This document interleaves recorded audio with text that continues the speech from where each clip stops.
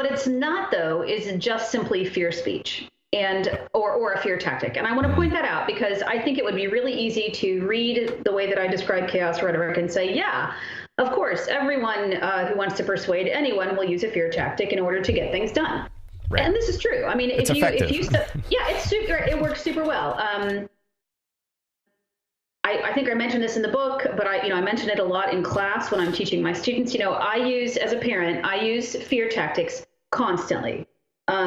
Even though I consider myself a reasonably competent parent, right? There's still a lot of, if you don't do this, this is going to happen. You don't want that to happen, right? Right. There's some things you should be afraid of. Exactly. Right. Exactly. So chaos rhetoric, though, is a little bit different. It's the way that I'm approaching it is that it's much more than just a fear tactic, in the sense that I'm trying to look at the much larger picture of what a group argues at one point in time as far as its own platforms and its own identity, and what it says in terms of fear tactics along the way so that its identity changes. And what I mean by that is that the heart of chaos rhetoric is the way that it hides or makes invisible the seams of social change. So at one point in time, and obviously I was looking at Concerned Women for America in this book, which I happen to have right here. Right? There it is. Concerned Women for America part. A little to the right, a little, or to your left. There we go. We got the full frame. Ooh, okay, good. All groups use it. It's not an unusual tactic, but it's particularly tricky for groups like evangelical groups that claim some sort of eternality, some sort of absolutist position that, when you claim to be inspired by an unchanging deity, it's hard later to change. And that's really what I wanted to focus on, is that chaos rhetoric is a way that groups that need to change over time, but that need to conceal their changes, that such groups can make those changes without appearing to have done so. Right, which would make it less effective in the process. Right. So that, to me, is why we can talk about chaos rhetoric, yes, as a type of declension speech. Yes, it is the combination of, I mentioned emotion, and, you had also mentioned emotion and myth and persuasion, right? Yes, it's using a heightened, usually negative emotional state, and evoking that state by telling a very narrow slice of reality, and sharing that reality and the negative emotions that it's likely to evoke in order to get a certain outcome. But again, that if you only stop there, or if you stop there, we're still in the fear tactic realm.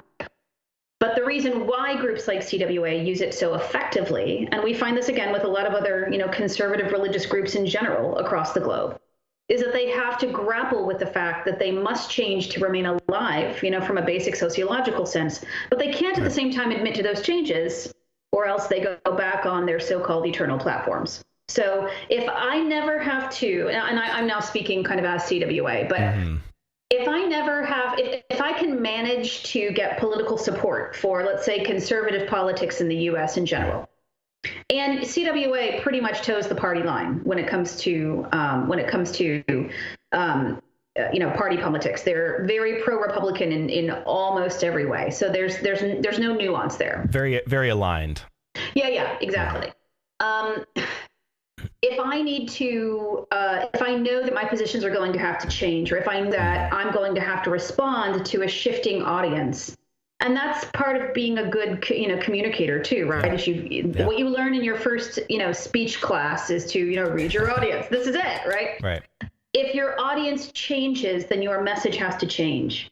And so the point that I try to make in that book is that for groups such as that have a lot at stake in these eternality claims, it's usually far more effective for them to talk much more about what you should be scared about than what they actually stand for. Because the boogeyman can always shift easily, and no one will question that. But if you can very incrementally realign your own position so that it's much more seamlessly and subtly shifted, then it's quite a lot easier. You can move the boogeyman anywhere on the spectrum you need to move it. And keep that rhetoric going, all the while sort of, making your own seams and shifts invisible. Right, which kind of makes me kind of for me, it begs the question about, is chaos rhetoric, and you mentioned this before, that anyone uses sort of this type of rhetoric. Right.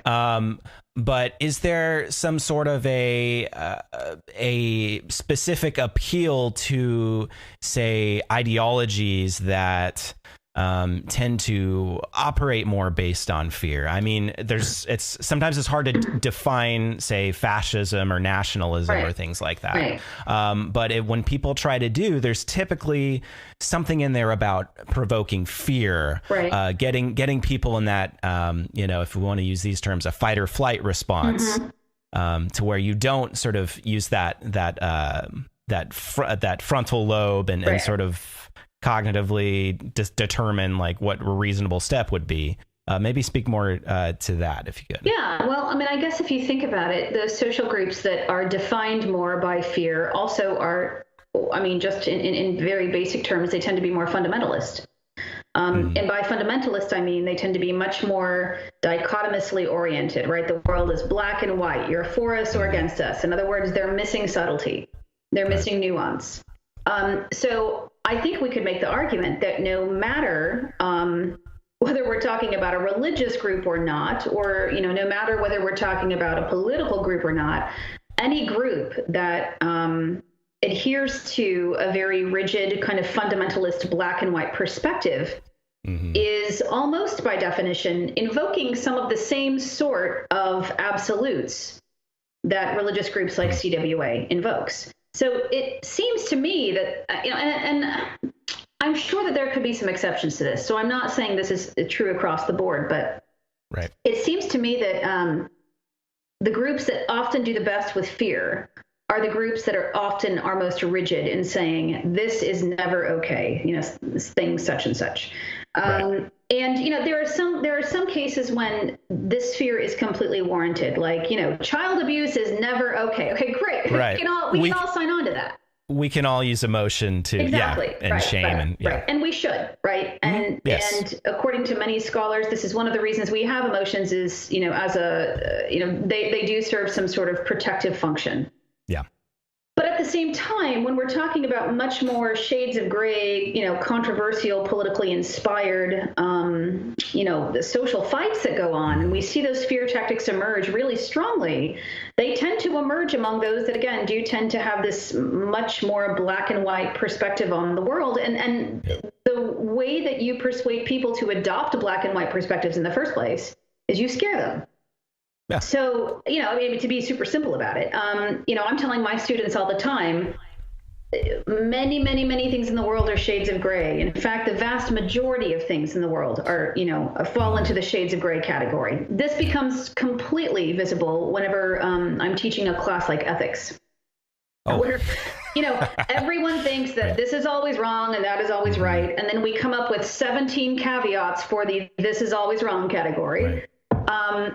And then everyone's, their hands are, they're wringing their hands and they're all upset. So this is how it works, right? If you need to tell a group of people that they need to conform in very rigid, this is right, this is wrong ways, if we're going, gung ho for that dichotomous worldview, then fear does seem to be the absolute best way to get the job done.